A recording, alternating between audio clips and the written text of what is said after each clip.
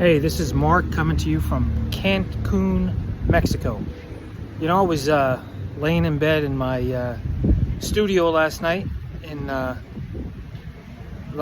Villa de la Playa Blanca, and suddenly a news flash came on that a helicopter had hit a plane at Washington Airport in DC. Pretty sad situation. 67 people died. The video popped up right away and then disappeared of what happened.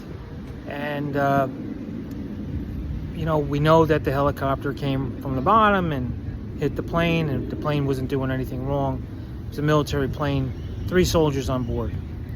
The first thing that Trump comes out and says today is somebody screwed up.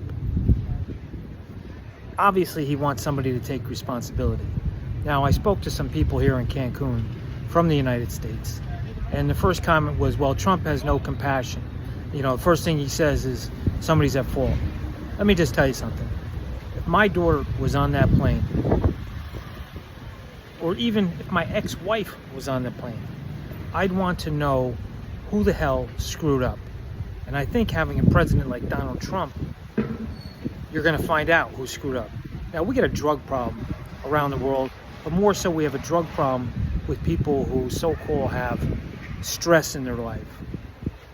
Maybe the FAA people, the air traffic controllers think that. There was a guy who made a comment on a video yesterday. He says, oh, I don't fly anymore because I spoke to an air traffic controller and he said they microdose. In other words, they're doing LSD. Somebody's responsible for this. Either the people in the Army helicopter are, or the airplane pilot, or the air traffic controllers. I, for one, am happy we have a president that stands up, doesn't take more than a split second to say who screwed up. Every one of those people in an air traffic controller area should be tested before they left for the day for drugs. If it was just a question of they were stupid, they should be immediately fired. Thank you, President Trump, for being a man that stands up for what's right. And I hope that the Americans here in Cancun and probably around the world that have plenty of money from their pensions that go around saying America's no good anymore, go screw. Trump is good.